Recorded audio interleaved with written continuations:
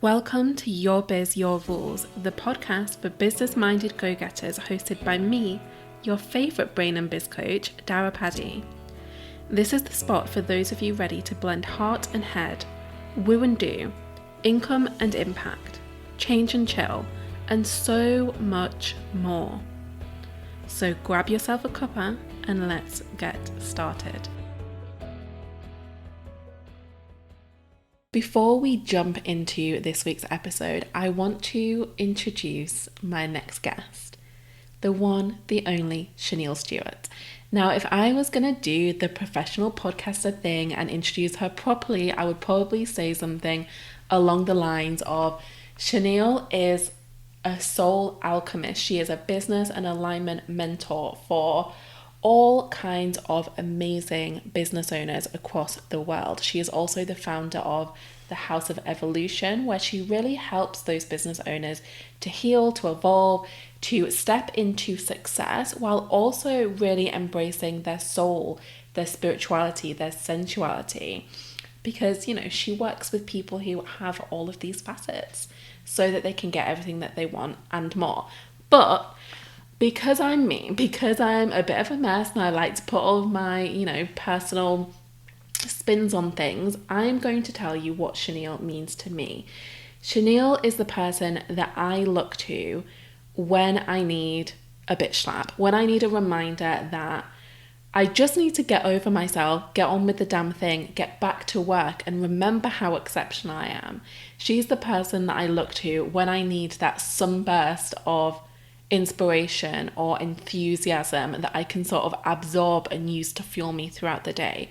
She is a great friend, she is a great coach, and I consider myself so lucky to be in her world. So I hope you enjoy this episode today. We are going to be having another amazing episode from Shaneil next week, so definitely tune in for that. But start right here. Keep listening and enjoy. Okay, Shaneil, let's dive in with the question of the hour. What is a rule that you love to break in your business? Ooh, so here's the thing, if you ask me this question on different days, I'll have a different answer every time, because I feel like I'm always discovering things I don't subscribe to and want to break. But to make it fun, I think I'll have a little funny story to share of when I had just started my business. So I wear wigs, I wear extensions, I'm always trying to be like a diva, that's my vibe, right? But when I started my business, for some reason, I felt like people wouldn't remember me. I was like, oh my God, they won't remember me. So what I did was I would wear the same wig every time. I would wear the same kind of clothes, the same lipstick, the same makeup, the same everything, because I was like, I need them to recognize me, right? And it's funny because after a while, I was just like, because, you get into the industry and you hear mentors will say something, and somebody said, you need to keep yourself recognizable so that when they see you, they know it's you. And for some reason, I took that literally, literally. If I would wear a wig and my wig was here, shoulder length, I would get another one that would be a little bit longer, and then a little bit longer. And then, or if I was gonna go blonde, I would go one shade lighter, and then then go, to make it look as if it was a natural progression. And a business rule, but it was more so around the rule around branding. That your brand has to be one specific way to be recognizable. And I break that rule around recognizability because I feel like I'm recognized for being me. And a part of me is I am a chameleon. I am a diva. I'm a rock star in my head. So every month I switch it up normally in my life, and I get to incorporate that in the brand. So there's still an overarching energy. You will get spiritual, sexy, bad bitch all the time. In everything you will feel sexy, spiritual, bad bitch, and all the things. But I don't have to lock myself into just one type of branding or one type of aesthetic. Do I have some that I'm drawn to more? Yeah, and at different times in the year, I'm drawn to specific ones, but I don't make it be that, oh my God, now I'm wearing, my thing is lavender or lilac, this color. So now everything I do for the rest of time has to look like this, because that's not me. But what you will get is you'll still get fierce, you'll still get confident, you'll still get powerful, you'll still get funny, playful, quirky, nerdy. You'll get the rule I break that I feel to share now, that I'm led to share now, is the rule of changing the aesthetic, but not the aura. Ooh, yeah, changing the aesthetic, but not the. Yeah. I feel like that's a quotable moment right there. Could be. I'm seeing an Instagram graphic with that on. But I think it's one of those things that I think it's not a unique to Shaneil thing. Like, this is a very human thing. We are not all one thing all the time. And I think a lot of people forget that. Yeah. 100%. So do you also bring this into your like branding in your business, or is this like just a personal expression thing? It's me. Like, I find this pattern. I used to say, I get bored easily. And I recognize that saying I get bored easily was like I was putting a negative connotation on actually something that's very beautiful within me. And so I reframed it, a while back, and I reframed it to I love variety. So I don't get bored easily. I just freaking love variety. So today my hair will be blue, and tomorrow it will be platinum blonde, and then I want it jet black and long. And if you saw me yesterday, my hair was here and wavy and all kinds of things. So it's me, and it's me even when it comes to where I live. Like, I have lived within like the space of 10 years, I like lived in like 8 countries. So I'm not even moving like towns and cities. I'm like moving countries every 6 months, 6 to 8 months. I'm like, oh, where do I want to go next? Right. And so there are certain things in my life that are staples, kind of like the aura of the brand, So for example, there's certain meals I'll always make sure that I have like a little chili at least some point in the month, or something like that. But everything else I play in creativity. I'm playing, I'm trying new things. I'm letting my inner child like have fun, because at the end of the day, like, I became an entrepreneur for my own rules. I literally used to be a social worker. That was my original profession. And I love helping people. That's why I picked social work. But when you work as a social worker, you have to work for an organization and you have to follow their rules. And I was just like, fuck this shit. Like, no, I want to help people in my rules. Now I can talk about like sex, sensuality, money, like all these things that to the untrained eye would be a form of debauchery. But I love it, and I get to talk about it, and I get to lead my business and my company on my rules, on my terms. And so obviously, like, we're connected on all of the platforms, so I see all of your stuff as it comes out. And the visuals for each of your offers are always distinct. They always stand out. They are different from each other, but they are always recognizably Shaneil. Thank you. Thank you. Well, and that's something that I really love, because I remember like so much of that traditional, like, this is how you build a successful online business advice is keep your colors the same, keep your fonts the same, keep the photos you use the same, like keep it all the same. Yeah. Like you, I always used to say I get bored easily, and that's why I can't have like this one consistent like set of visuals all the time. But my reframe was slightly different to yours, so I reframed that to be I get inspired easily. Ooh, come on, now that's quotable. Yeah, I'm gonna be borrowing that, FYI. It's yours. Definitely inspired easily. I love variety, and I get inspired easily. Oh, that's sweet. That is sweet. Sweet reframe. But I do think there's a certain amount of permission that maybe needs to be claimed, that it's okay to switch things up. It's okay to have that variety in your business, because it's not often we see that being talked about. And it's not even just with the branding and the aesthetic or whatever, because that's just one element of it, but it continues through every single thing. I see people like, I remember back in the day where like everything was like $97, $9.97, $97, $197, $297. This was like the thing. Like, you had an offer for $200. That's weird. Like, who does that? And and a community may have 111, 222, 22222, 333, 555. And how dare you put something for $23? What is this weird price, you know? And so it's like, your price also gets to be what you desire for it to be. And I've seen where sometimes we think, oh, you need to charge this price, or it needs to be high price or low price, or high ticket, low ticket. And at the end of the day, the reason why I am so passionate about like breaking rules and us, you know, like even what you're talking about here, this whole conversation and this whole series and podcast and everything of like breaking rules. I am so, when you asked me, I was like, heck yes, because the truth is every single one of us has a soul print, right? This is the foundation of my work, like the core roots of my work is we all have a unique soul print. Just like we have fingerprints, we have a soul print. And that soul print is a combination of the divine mission on our hearts and our souls, also or identities, not the ones we've been conditioned, but the unlimited one, the one that when we were kids and before people told us to sit down and shut up, that original raw essence. It's our desires or dreams or fantasies or visions. It's all of it coming together in this beautiful melting pot. And so what happens is we create our businesses from a blueprint of someone else's ideology. And we forget that we have a unique soul print. And that soul print talks about the price points. It talks about the offers. It talks about who the audience is. It talks about that soul print has a unique marketing strategy that will make it like skyrocket.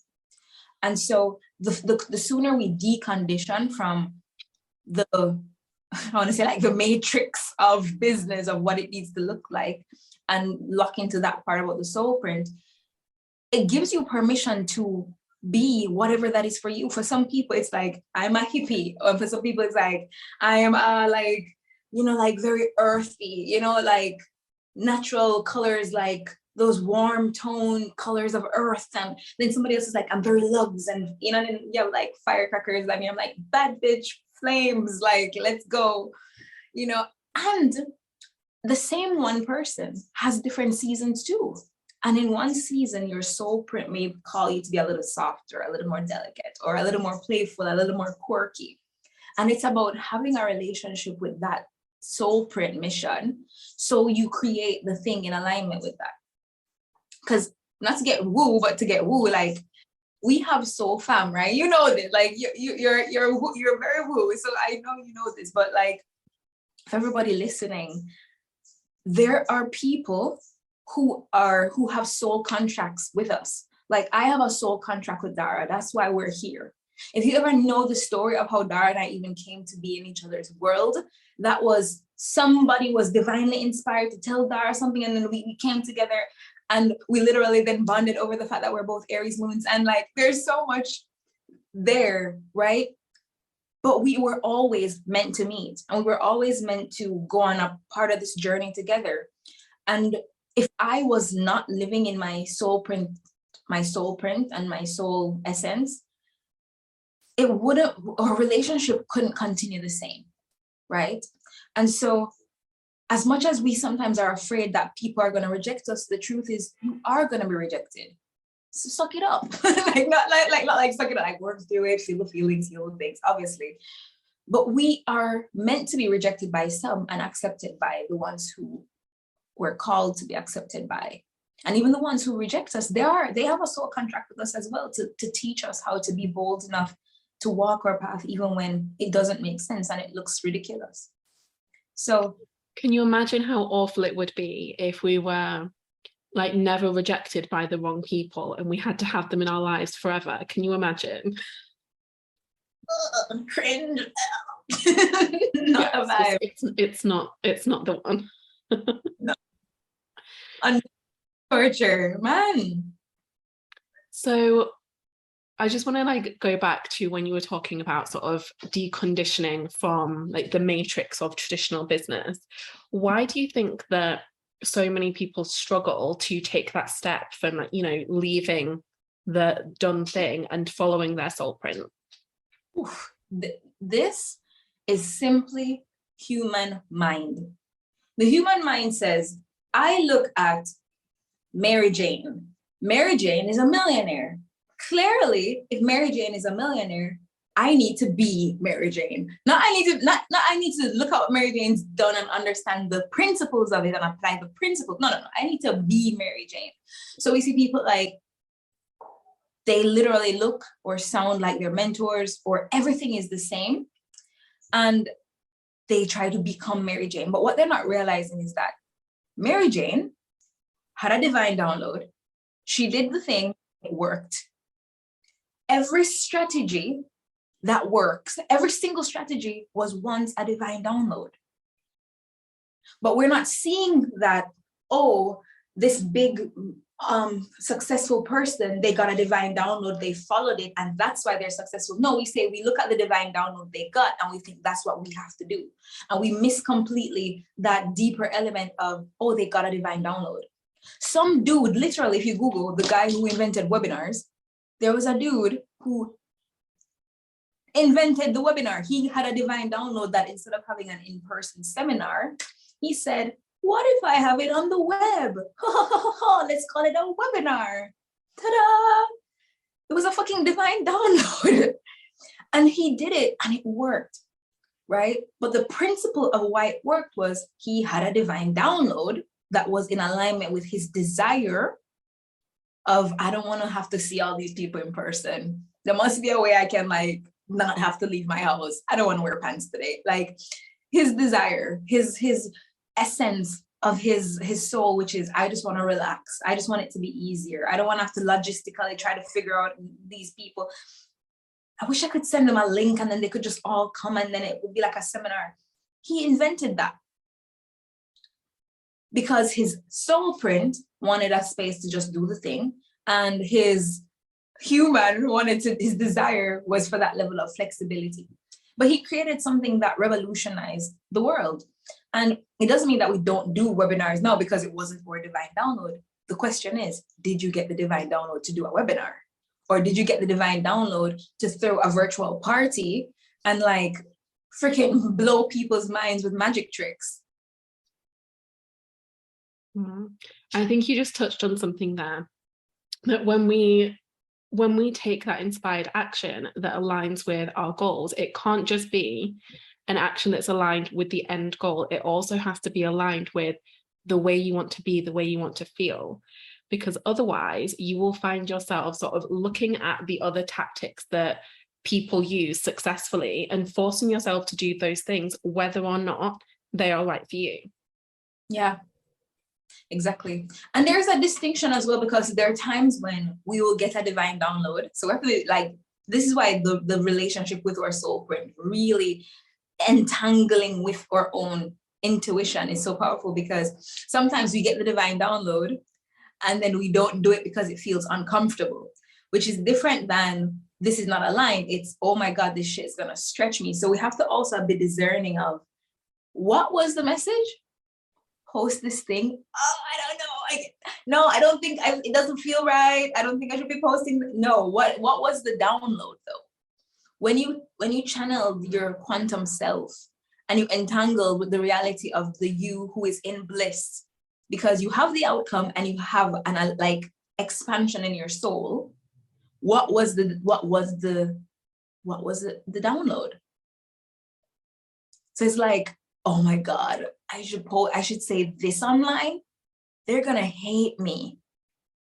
I can't talk about money. They're gonna judge me. Sex. Oh my God, my grandma she's gonna have some problems. So we have the download, talk about sex, talk about money, talk about this vulnerable thing you overcame. And we're like, oh my God, that kid from kindergarten. That kid from kindergarten, they found me on Instagram and now they're gonna see my post. I don't want them to know this. It's not aligned. So I taught a masterclass on alignment a little while back, and these themes came up a lot because I will often speak to people who, you know, like when they decide to do something, so when they come up with the idea for a new product or they decide to launch this new thing, they are so excited, they are so in it, they are, mind, body, soul, ready for it. And then partway through, maybe things don't go exactly to plan. Maybe things don't fall miraculously into place like they'd hoped. Maybe they don't get the results like at that specific timeline that they'd imagined for themselves. And they start feeling the feelings.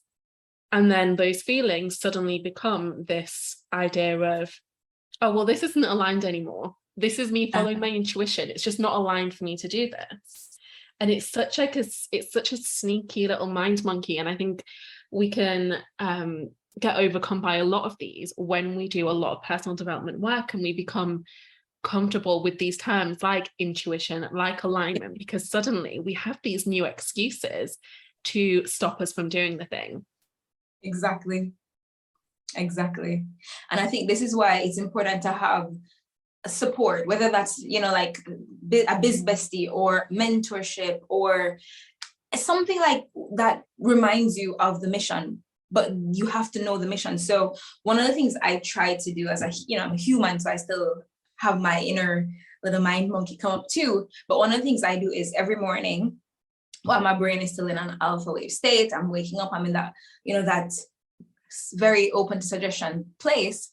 I'll pull up I have like a note in my phone where I read all the objectives, and not short-term objectives like, oh, I want to have a 10K month. It's not like that. I'm talking about the bigger mission.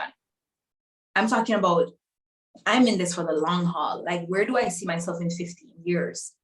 And then I have like a visual representation of it in like a magazine cover where it says like Shaneil, a picture of me, and then like the things I accomplished that are that future projection. I have a picture of this vision board in there as well. And I'm like entangling with these things because this is more like personal manifestations. And there's some business stuff on there as well, but a lot of it's personal. And so I have the business stuff, and most of these things, I don't care if it happens tomorrow. I don't care if it happens next month. There's no time attached to it. This is the vision. And so my responsibility is to entangle with that and then act instantly. I have this thing, #instant action. Like, I mean that, because if I don't act on it in that moment, I know that once I get out of the bed and I start to go about my day, I'm going to go down the rabbit hole of social media. Then I'm going to check my emails, and I'm going to, coach my clients and do all these things. And then by 2 o'clock, I'm like, I'm so tired. I'll start over tomorrow. So there has to be this habit of feeling the discomfort, like you want to throw up, like you literally feel like you are going to throw up or you're going to crap your pants, and still do it anyway. Like, oh my God. Okay, done. Close the phone, because if I keep the phone on, I'm going to want to keep scrolling to see if like, did somebody say something bad? Did it work? People like it? Did it go bad? Like, detach, relax. I did my part. It's in God's hands now.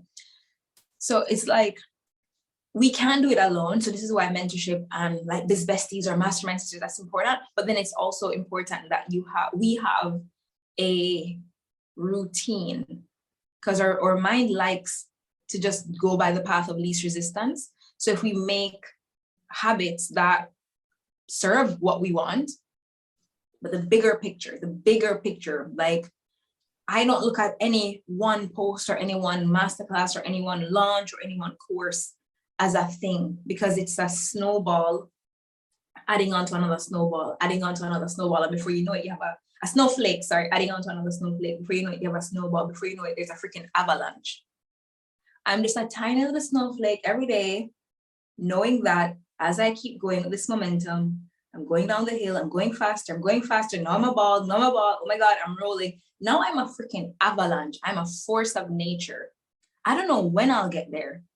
Who knows? Maybe I'll collapse time, and the weight of my momentum will be so powerful that it'll happen tomorrow. But I'm not attached to that. I'm just compounding one post after another post, one masterclass after another masterclass, one email after another email. I'm on a mission. Force of nature. So you just said a word that I know that so many of the listeners are going to be recoiling from. And that is routine.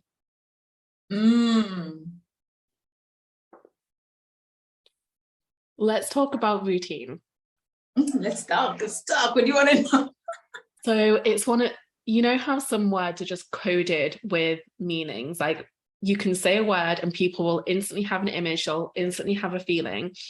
I cannot tell you how many conversations I've had around routine where the second I say that word, people just like withdraw, they physically pull back from the screen because it feels so restrictive. It feels like an echo of a time when they were maybe really miserable and weren't living a life where they make their own rules. And because of those associations, they reject anything that looks anything like a routine. Mm-hmm. So let's talk about maybe the more positives, like your version of routine and what that looks like. Yeah, so here's the first thing I want to say, that little tough love, right? Here's the thing. Do you want what you want? Yes. Is doing things not getting towards what you want gonna get you where you want? No. Does building momentum consistently over time get you where you want to go? Yes. So this is where, if the word routine makes you feel like, then let it go. Pick another word. But there has to be that rhythm. So maybe you can call it your morning dance. Maybe you can call it your momentum, your magic momentum magic. I don't know. Come up with something that feels good. But as long as you are not taking yourself out of the realm of the desire. And the way I describe this is kind of like you're on a road trip, right? And you can have a little detour moment here and there where life comes in and maybe, you're like, okay, I kind of slacked off for a week, or like I didn't do shit for a month. Come back onto the highway. But what we're not going to do is go back home. We've come too far. Like, we're going on the highway. And the thing is, there's beauty along the way. Every single town we drive through has its landmark and like the people, and you're like, oh, that's weird. Oh, that's cool. So it's this journey. So if you want to see it as like, I'm going to fill up my gas tank, see it as you're going to fill up your gas tank. But so choose whatever phrasing, guys, that give you that feeling of freedom. Because for me, when I think about my routine, I don't see it as the corporate thing, because I feel like I have a very unfair, not unfair, like a little biased way of dealing with that, because I literally, when I was gonna apply for uni, I was gonna do marketing. That's what I was initially gonna apply for.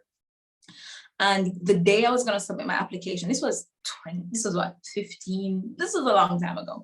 I was filling out application and my intuition said, this is not the thing. And I'm like, what? This is not the thing. But I genuinely, I swear to you, 2 months ago, I was living in London. Within 10 days, I had gotten all my furniture gone, moved halfway across the Atlantic. Okay, I'm that much into, like, if my intuition tells me to move, I move. And then literally, like, the apocalypse has happened in the UK since then. But like, anyway. Sending love for Britain, for all the things, the heat wave, the past the monarch. We are long past the heat wave now. So sending love for the UK, but I trust my intuition, and I got, write a list of what you want in a career, and I wrote, I want to make my own. I want flexible work hours.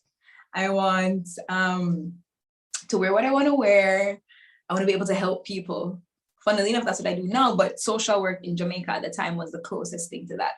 And so following that intuitive nudge of what does it look like to you? What does the next step look like to you? So their morning, it's not like I wake up every day and I say, okay, at 7:05, I have to do this thing. No, what I know is I wake up and at some point in my day, I entangle with what I want. And if I feel like I'm having a shitty day, I literally go sit in my shower or my bath, and I melt away everything. And I play this very relaxing song, and I will stay in there for hours. That's not in the routine. That's not something I do every day, but self-care is a part of the practice. Working on my internal self is a part of the practice. Selling every single day is a part of the practice. So maybe we call it the practice. So that's what I would say. It's like, it's different every day, So it's about principles, not actuals. So it's the principle of sales, marketing, self-care, or what I call it in one of my programs, I call it like intimacy with self, intimacy with God, intimacy with the mission. So that would be my practice, or formerly known as routine. It's those three things. What it looks like is different daily. So I still have a lot of space for variety and inspiration. I love that. And I think that that's something that people need to like try and get their heads around, that the sort of the pillars of a routine, of a practice, of a rhythm, whatever we're calling it, it's that each of those has a purpose, but that doesn't mean that the actual activity you do for that purpose is the same all the time. Like we've already made very clear, Shaneil likes variety. And I get inspired easily, which means I flit all over the place. We do not do the same things every single day. We do not follow a prescriptive formula ever. Couldn't.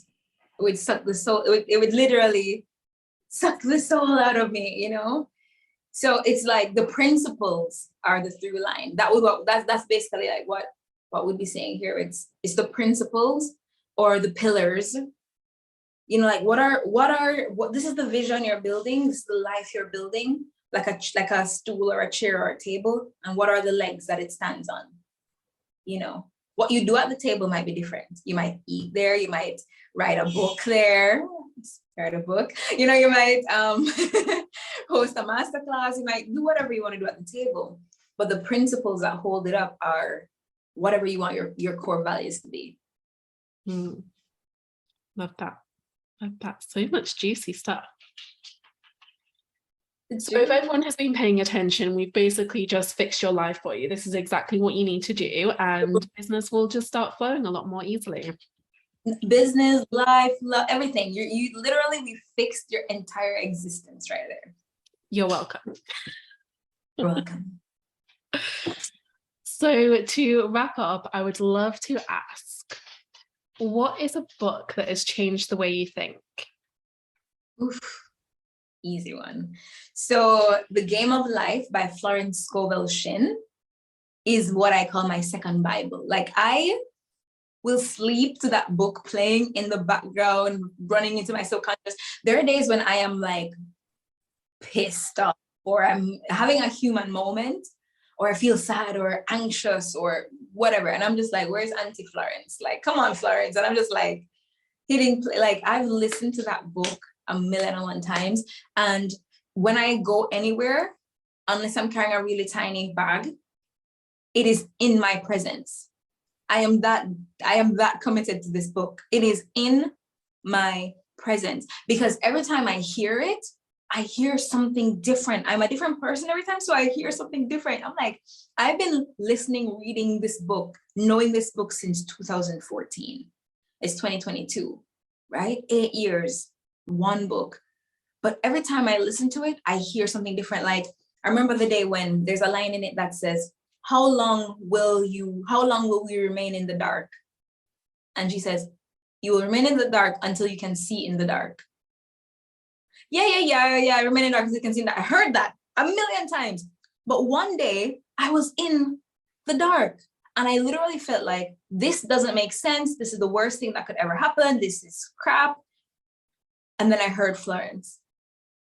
I was like, God, how long is this gonna last? And I heard Florence's voice. Florence is like God 2.0. She's like, you will remain in the dark until you can see in the dark. I was just like, oh, that's alchemy. The moment I can see in the dark, I can see what this is for. I can see a bigger vision for this. I can see what this means. I can see how this serves me. I'll be out of it. I won't be in the dark anymore. I'm now in the light, which that's one interpretation. I might hear that same line in 5 years and it means something completely different. So funny story. When we had our first ever conversation on a call, you said that line to me. I didn't know it was from that book, but you said that line to me and it hit me in that, like I wrote it in the front cover of my journal, like on the inside of the cover, so that I would see it every single day. Because when you said that, it was like, oh my God. Because in that moment, I'd been having like just these like repeated annoyances come up in my business, like the same thing just again and again and again, no matter what I tried. And so I was trying all of these different things. I kept like course correcting and trying different things. And you said that line to me, and I was like, oh my God, like I just need to stick with it. I need to stop like seeing something not work immediately and immediately pivoting. Like I need to stick with it and stay with it and follow through with my intentions. And like that made a lasting impact on me and on the way I do business now. So Florence, you are getting added to my bookshelf. She is, and it's such a small, like it's so tiny, like you could read it all in like an hour if you're a fast reader, or 90 minutes. Like it's really an easy read, so simple. There's so many examples in there, and I'm telling you, like every time I read it, it hits me differently every single time. I have parts in there where I will say this to I'm in my mastermind with my clients, and I'm like, listen guys, or second Bible says, and I will be like quoting Florence up in there, and I'm like sending them screenshots, see? Because there's this other quote in it that says, that I love, which talks about, which one? Because you don't want to share. There's so many. There's just so many. Oh, it's like the moment we make a statement of high spiritual truth, the voices of fear will manifest themselves. But what happens is a lot of times we take the voice of fear as the truth. But no, it's showing itself so that we can remove them. Because we just made a declaration of high spiritual truth. I'm going to be a multi-millionaire. I'm going to have a brand that makes 6 figures this year. I'm going to have X amount of people in my world. We made a statement of high spiritual truth. That comes from our soul, right? We made that statement. And then all the stories come up. But they don't come up to tell you not to do it. They come up so you can see them and be like, bitch, fuck you. Absolutely no, get out my way. I'm not like, clear them, heal them, whatever you need to do to them, but like move, like get out of the way. Like, you know, so even that, like sometimes I'll have my clients, they'll have a thing come up and they're like, oh my gosh, like, what if it's not working? What if this thing? I'm like, this story comes up so that you can see what your resistance is. And it's time to move it out of the way because you've made a statement of high spiritual truth for what you want. Good book. Well, hashtag instant action. I will be getting myself a copy as soon as we're done with this call. And everyone else listening, you know the deal. I'll pop this onto the Your Biz, Your Rules bookshelf, which is linked in the show notes. Thank you so much for joining me today, Shaneil. Shaneil is actually going to be back next week for another episode. So definitely come back for that because I can guarantee there will be more bombs being dropped. Thank you for having me. Love you guys. Bye. Thank you for listening to Your Biz, Your Rules. I know that we all like to listen to podcasts, watch videos, read articles or books or posts on Facebook and not really do anything with that information. So I want to challenge you right now. I want to challenge you to take something from this episode, anything, and use it to spark action, use it to activate some kind of change in the way you work and the way you live. Do yourself this service today and tell me all about it on Instagram. Hop over, shoot me a DM or share an Instagram story showcasing what action you are taking thanks to this episode. And of course, do all of the usual things. Subscribe, leave a review, let me know how much you love the show, and I will be back with you next week.